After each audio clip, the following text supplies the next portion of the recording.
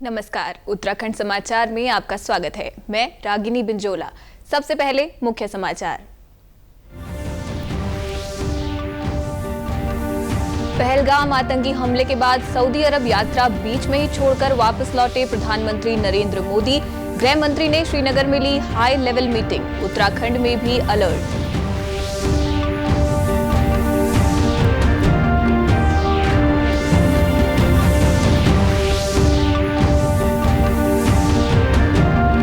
मुख्य सचिव ने की लोक निर्माण विभाग और राष्ट्रीय राजमार्ग की योजनाओं की समीक्षा। अधिकारियों को दिए तय समय सीमा में सभी प्रोजेक्ट पूरे करने के निर्देश।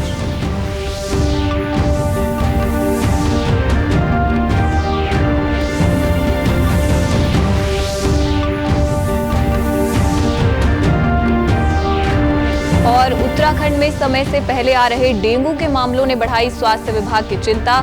अकेले देहरादून में ही 17 मामले दर्ज। निगम की टीमों के साथ मिलकर चलाए जा रहे अभियान। अब समाचार विस्तार से। गृह मंत्री अमित शाह ने जम्मू कश्मीर के पहलगाम में पर्यटकों पर कायराना आतंकी हमले के बाद श्रीनगर में वरिष्ठ अधिकारियों के साथ उच्च स्तरीय समीक्षा बैठक की। इसके बाद गृह मंत्री शाह घटनास्थल पर गए और आतंकी हमले के प्रत्यक्षदर्शियों से बात भी की। वहीं प्रधानमंत्री नरेंद्र मोदी जम्मू कश्मीर में आतंकी हमले के बाद सऊदी अरब यात्रा बीच में ही छोड़कर आज सुबह नई दिल्ली पहुंच गए। 2 दिन की यात्रा में श्री मोदी ने सऊदी अरब द्वारा आयोजित आधिकारिक रात्रि भोज में भी भाग नहीं लिया। उन्हें आज रात को वापस आना था। आगमन के तुरंत बाद श्री मोदी ने हवाई अड्डे पर संक्षिप्त बैठक की। उन्होंने विदेश मंत्री डॉक्टर सुब्रमण्यम जयशंकर, राष्ट्रीय सुरक्षा सलाहकार अजीत डोभाल, विदेश सचिव विक्रम मिस्री और अन्य अधिकारियों के साथ स्थिति पर विचार विमर्श किया। वहीं मुख्यमंत्री पुष्कर सिंह धामी की अध्यक्षता में आज सीएम आवास में आयोजित प्रातःकालीन बैठक में 2 मिनट का मौन रखकर जम्मू कश्मीर के पहलगाम में पर्यटकों पर हुए कायराना आतंकी हमले में मारे गए निर्दोष लोगों को श्रद्धांजलि अर्पित की गई। मुख्यमंत्री ने हमले में अपने प्रियजनों को खोने वाले परिवारों के प्रति गहरी संवेदना व्यक्त करते हुए कहा, उत्तराखंड वासियों की ओर से मैं शोक संतप्त परिवारों के साथ अपनी पूरी संवेदना प्रकट करता हूं। ये कायराना हमला केवल निर्दोष लोगों पर ही नहीं बल्कि हमारे देश की संस्कृति, शांति और मानवता के मूल्यों पर भी हमला है। कश्मीर के पहलगाम में हुए आतंकी हमले के बाद पूरे उत्तराखंड में सुरक्षा व्यवस्था को चाक चौबंद कर दिया गया है। विशेष रूप से देहरादून जनपद को सुरक्षा की दृष्टि से छावनी में तब्दील कर दिया गया है। उत्तराखंड के पुलिस महानिदेशक ने निर्देश पर देहरादून में सघन चेकिंग अभियान चलाया जा रहा है। पुलिस हर वाहन और व्यक्ति की गहनता से तलाशी ले रही है। शहर की सीमाओं से लेकर आंतरिक मार्गों तक सुरक्षा बल तैनात है। वरिष्ठ पुलिस अधीक्षक देहरादून और पुलिस अधीक्षक नगर खुद मैदान में उतरकर चेकिंग अभियान की निगरानी कर रहे हैं। वहीं विकासनगर और ऋषिकेश क्षेत्रों में भी स्थानीय पुलिस अधीक्षक लगातार गश्त और चेकिंग की व्यवस्था का जायजा ले रहे हैं। जिस प्रकार से कि नृशंस जघन्य जो हत्याकांड जो कि आतंकवादियों द्वारा अंजाम दिया गया पहलगाम जम्मू एंड कश्मीर में, उसके दृष्टिगत पूरा हमारा जो देहरादून जनपद है उसको तत्काल जो हाई अलर्ट पर रख दिया गया था और वरिष्ठ पुलिस अधिकारियों के निर्देशानुसार प्रत्येक थाना क्षेत्र में, चाहे वो देहात का क्षेत्र हो चाहे सिटी का क्षेत्र हो, नाकेबंदी कर सघन एक वाहन चेकिंग का अभियान चलाया गया था। इसमें वरिष्ठ पुलिस अधीक्षक महोदय से लेके और नीचे लेवल तक के सभी अधिकारी और कर्मचारी शामिल किए गए थे। और साथ ही साथ जो हमारे रेलवे स्टेशन है, ISBT वाला एरिया है, इसमें हमारा BDS स्क्वाड के द्वारा और साथ ही साथ जो हमारा डॉग स्क्वाड है उसके द्वारा भी एक सघन चेकिंग अभियान चलाया गया था। जो भी हमारे जनपद के आने और जाने वाले एंट्री और एग्जिट पॉइंट्स हैं वहाँ भी बैरियर लगा के प्रत्येक आने जाने वाले व्यक्ति की भी और 2 व्हीलर 4 व्हीलर की भी और यहाँ तक कि बड़े वाहनों की उनकी भी सघनता से चेकिंग की गई है और पूरे जनपद को हाई अलर्ट पर रखा गया है। और अभी भी वरिष्ठ पुलिस अधीक्षक महोदय के आदेशानुसार सभी हमारे जो SHOs हैं, SOs हैं, CO साहिबान उनको सबको बाहर थाना क्षेत्र में मोबिलिटी और विजिबिलिटी बनाए जाने के आदेश दे दिए गए हैं। मुख्य सचिव आनंद बर्धन ने मंगलवार को सचिवालय में लोक निर्माण विभाग और भारतीय राष्ट्रीय राजमार्ग प्राधिकरण की राज्य के अंतर्गत चल रही और आगामी महत्वपूर्ण योजनाओं की समीक्षा की। बैठक के दौरान मुख्य सचिव ने सभी योजनाओं पर विस्तार से चर्चा करते हुए योजनाओं की मौजूदा स्थिति की जानकारी ली। लो नेवी की योजनाओं की समीक्षा के दौरान मुख्य सचिव ने अधिकारियों को निर्देश दिए कि विभाग के महत्वपूर्ण प्रोजेक्ट्स की नियमित रूप से समीक्षा की जाए। उन्होंने कहा कि रिस्पना बिंदाल एलिवेटेड रोड देहरादून के जाम की समस्या को कम करने के लिए महत्वपूर्ण महत्वपूर्ण भूमिका निभाएगा। उन्होंने इस प्रोजेक्ट के जल्द से जल्द निर्माण के लिए जरूरी औपचारिकताएं पूरी करने के निर्देश दिए। उन्होंने निर्देश दिए कि सभी योजनाओं की प्राथमिकताएं तय करते हुए योजनाओं को निर्धारित समय सीमा में पूरा कराया जाना सुनिश्चित किया जाए। मुख्य सचिव ने भारतीय राष्ट्रीय राजमार्ग प्राधिकरण की योजनाओं को भी समय पर पूरा करने के लिए जरूरी कदम उठाए जाने के निर्देश दिए। उन्होंने कहा कि हरिद्वार नगीना रोड को भी जल्द पूरा किया जाए। उन्होंने कहा कि यह चारधाम यात्रा और आगामी कुंभ 2027 के लिए अत्यधिक महत्वपूर्ण प्रोजेक्ट है। उन्होंने कहा कि बल्लूपुर पौंटा साहिब रोड निर्माण में भी गति लाई जाए। और अब बात करेंगे डेंगू की। देहरादून में डेंगू के मरीजों की संख्या में इजाफा हो रहा है। अब तक अकेले देहरादून शहर में ही 17 डेंगू के मामले दर्ज हो चुके हैं, जबकि दूसरे जिलों में भी 12 मरीज सामने आए हैं। देहरादून के मुख्य चिकित्सा अधिकारी मनोज कुमार शर्मा के मुताबिक इस बार डेंगू के मामले जल्द सामने आने लगे हैं। हालांकि विभाग की तैयारियां पूरी हैं। उन्होंने बताया कि ज्यादातर मामले प्राइवेट अस्पताल के हैं। जिलाधिकारी के नेतृत्व में स्वास्थ्य विभाग और नगर निगम की टीम डेंगू को लेकर लगातार जन जागरूकता अभियान चला रही है। इसके साथ ही फॉगिंग की कार्रवाई और डेंगू के लार्वा को नष्ट करने का काम भी लगातार जारी है। वहीं डेंगू को लेकर सभी अस्पतालों के लिए एडवाइजरी जारी की जा चुकी है और इससे निपटने के पूरे इंतजाम स्वास्थ्य विभाग ने किए हैं। ये बात सही है कि थोड़ा समय से पहले इस बार जो है वो डेंगू स्टार्ट हो गया है, तो उस तरीके से हमने सोचा नहीं था कि इतनी जल्दी डेंगू इतने केसेस आएंगे, लेकिन जैसे ही हमारे संज्ञान में आया तो तैयारियां इसके संबंध में शुरू कर दी गई थी। तो अभी जो हमारे द्वारा जो मेन जो फोकस किया जा रहा है वो लार्विसाइडल एक्टिविटी पे किया जा रहा है और हाउस टू हाउस हम विजिट करवा रहे हैं आशाओं के माध्यम से।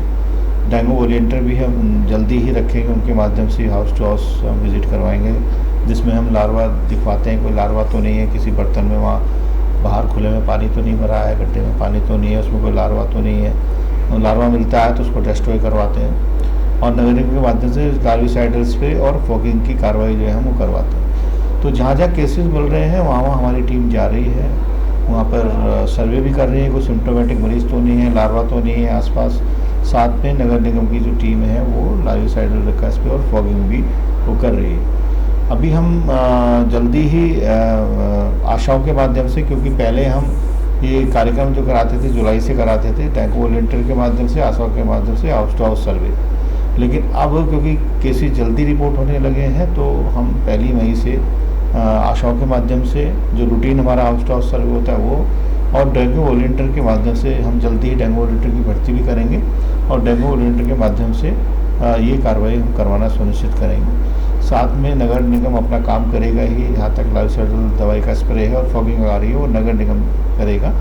कहीं पे केस अगर पाए जाएंगे तो हमारी जो क्विक रेस्पॉन्स टीम है ब्लॉक लेवल पे, डिस्ट्रिक्ट लेवल पे वो वहाँ जाएगी। देहरादून के उप जिला चिकित्सालय प्रेमनगर में अब गर्भवती महिलाओं को मिलेगा बेहतर इलाज और सुरक्षा।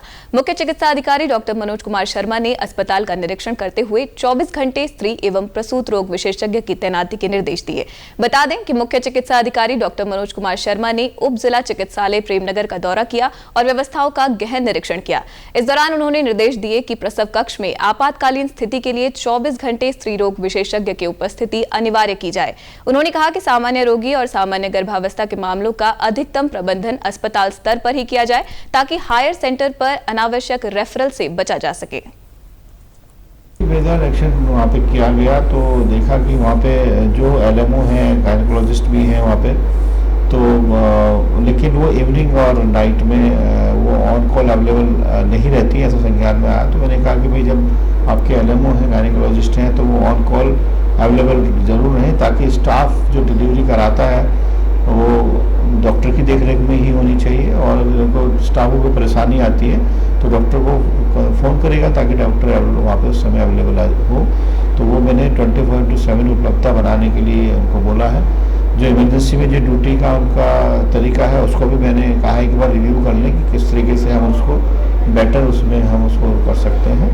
तो वो भी मैंने निर्देश उनको दिए हैं। और जो जनरल सर्जरी वहाँ पे हो रही है या जो आई का जो काम है या जो ENT के काम है उनको मैंने कहा है कि किस तरीके से और हम बेटर कर सकते हैं। तो इसी संबंध में से बात भी हुई और निर्देश भी जो ज़रूरी जो क्वालिटी को इम्प्रूव करने के लिए कर सकते हैं वो निर्देश उसमें दिए गए हैं।